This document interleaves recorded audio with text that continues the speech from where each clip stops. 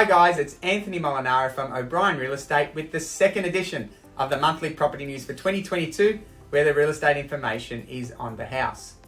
January home price data surprises the market yet again. Since the new year, there has been a lot of media reporting a reserve in 2022 on property prices.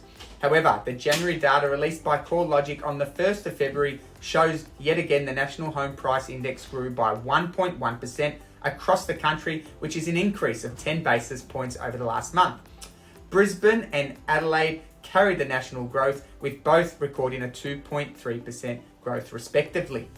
Melbourne performed better than it did in December, reversing a drop in home prices to record a 0.2% increase, which means Melbourne has now hit a median house price of over $1 million for the first time.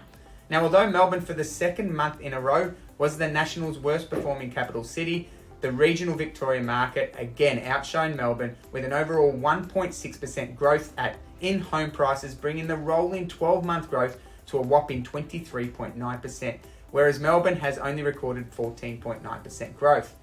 Looking at the next slide on rental performance, well, you'll see that the rental growth yield improved for Melbourne property investors from 2.7 yield to 2.8% rental yield for the month of January. Now, although rental prices in Melbourne have improved from where they were early in 2021, there is still a lot of room for improvement. National rents are up 9% over the last 12 months, whereas Melbourne is sitting at only a 5% increase. Regional Victoria remains steady at 3.6% yield for all dwelling types over the month of January. However, Regional Victoria still provides the worst rental yields for property investors out of all the states and territories within Australia.